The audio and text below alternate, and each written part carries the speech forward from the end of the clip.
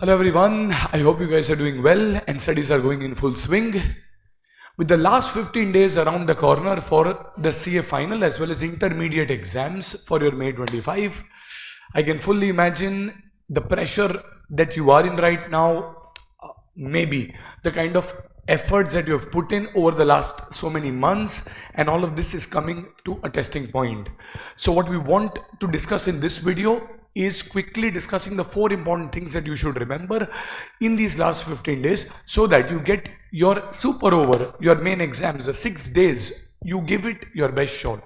So 4 important things. First, the kind of syllabus that you have. At this point, you should now focus on your strengths. Try to consolidate on your strengths at this point. Don't run behind those things, those concepts that you have missed, a particular RTP or MTP that you have not kind of got the time to cover. Right now is the time to kind of put all your efforts on the areas where you are strong in. What you are strong in is the thing that you will be able to kind of put in your exam in the best way. Like a cricketer, I mean, if you are Surya Kumar Yadav, who is good in hitting that shot behind, the super shot or whatever they're calling it, you can't really practice that in the last 10 days and become a pro before your exam. But if you are good on the cover drive, well, might as well let that be your strength. So please ensure that you don't run behind every area of weakness. At this point, everyone who is around you has some or the other glitches. If you had to rectify the glitches, you could have done this earlier. Right now, whatever is done is done. You have a huge margin of error.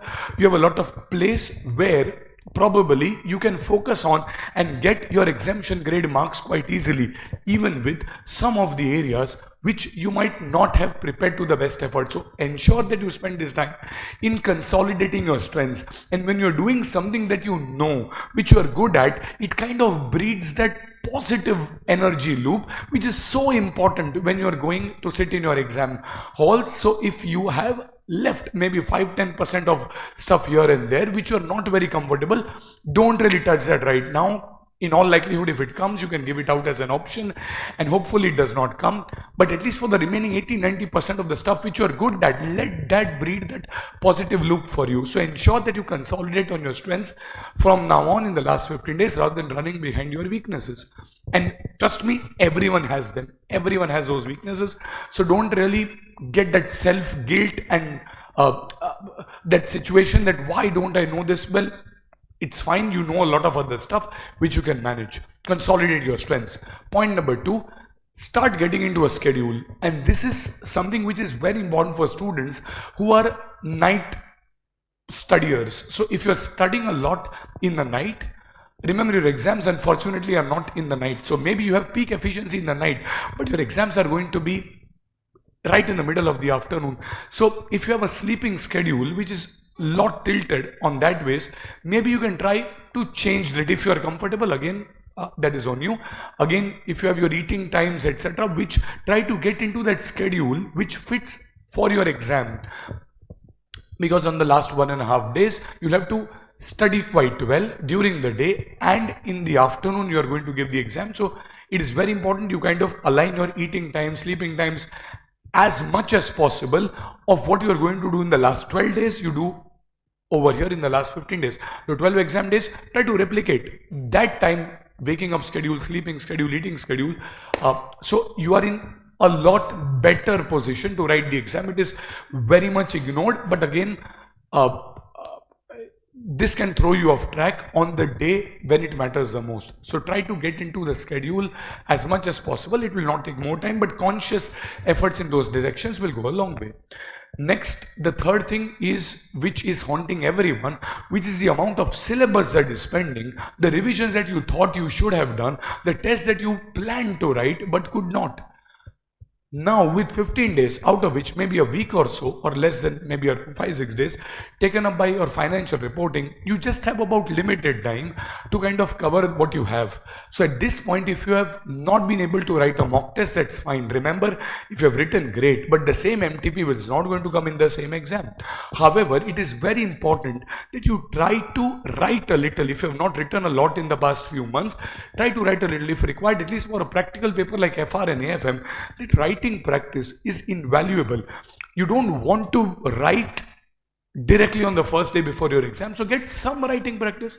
If you can write a paper after a particular subject that you're revising, great. It is very fruitful use of the 3 hours. Even if you don't get it checked, even if you don't worry about the marks, those 3 hours of writing practice is going to really help you in maybe getting a bit of speed before your exam, so your net practice is done better. So ensure that you use this time in not really running behind whatever is pending, but ensuring that the time that you have, maybe use it a little bit for writing, using it for kind of touching on stuff which you are good at, and it kind of helps you in your overall journey. Because if you're doing something new, that 1 or 2 questions is going to take an hour or 2, which is not the most fruitful use of your time. And lastly, the most important thing, if you are doing your final revision at this point, whatever you have done is done. But if you're doing final revision of whatever is remaining, do it not for revising, but when you're doing it, try to filter out and mark out stuff that you have to touch on the last day. Because for most of the subjects, if you look at DT, you look at AFM, FR has more days. But if you look at these subjects, it is going, if you are unable to complete this in around 2, 3, 4 days that you have allocated, trust me, it will be very difficult to complete this in 1.5 days. And hence, filtering down the material, when you're reading it now, don't read it more for revising. You're revising, great, but do it for marking and identifying those areas or those points that you are going to touch upon on the last day. Mark out important adjustments. If there's something which is important, every professor would have given you certain sums to be refunded on the last day. Mark those sums. Have those LDR sums marked. If you have on your own created a list, ensure that it is properly indexed at this point, so that you are kind of preparing for that last 1.5 days where you need to get your peak efficiency. Yes.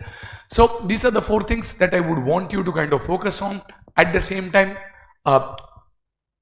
if there is a bit of stress, I'm not saying that you let go of the stress. It is absolutely human. If even after so many years, if I had to write the exam instead of you, even I would be stressed with the level of the exams. Every difficult thing will always be preceded by some level of pressure and stress, and sometimes that bit of it is also good for you. But ensure that it does not go beyond the threshold. Don't have overly unrealistic expectations from you of studying 24 hours without sleeping, getting the best possible marks. Okay, if you get it, great. However, right now, just focus on your preparation and giving it back. You are not the paper checker, so let that job be done by the paper checker. You don't worry about the marks. Whatever you have worked on, whatever you have put efforts on, I mean, God is seeing all that you're putting in, and hence you are going to get the fruits of your effort. And hence just try to ensure that you kind of be in a slightly positive frame of mind, because the best of the players, I mean, I'm sure you might not have the time to track on the IPL or etc. But if I go off topic, yesterday we had a big match between Delhi and Rajasthan. One of an experienced international level bowler in the super over could not keep his nerves.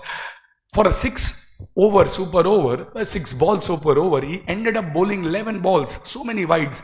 That is what pressure does to you. Do you think Sandeep Sharma, if I'm not wrong, would not have practiced for hours and hours? But the pressure got onto him, and that is human. I'm saying that what you have to ensure is just remember that the pressure does not get onto you. Let it be a feeding force for your preparation. Let it be helping you in your overall journey. But at the same time, remembering it is an exam, you have done your bit. It is a challenging exam. You don't decide your result before you write the paper. So you don't say, oh, I will not clear, oh, I will not happen, this will not happen, I should have done this. No, none of that should happen at this point. Try to get that positive loop. Don't really look around for other people on what they have done, because again, that is a filtered version of what you see that they have done. Maybe they are also struggling from inside. You might have seen, I mean, highlighted books and you would be scared, but trust me, you don't know what battles every one of you or everyone else is going through. You are fighting your own battle, and this is something that you have to focus on. Have faith on God, have faith on your preparations. We have faith in you, and I'm very sure you are going to do well. Take these 15 days properly, take it fruitfully and constructively, and let this help you in your main exams. I'll see you soon with more videos, but as of now, I wish you all the very best for your preparations. Keep studying hard, keep pushing the limits, and you are just about there. You are just a few weeks or months away from getting your coveted prefix or entering into your CA final if you are an intermediate student. So hang on there, you have put in the efforts, let that bear fruit. Good luck, goodbye, and take care.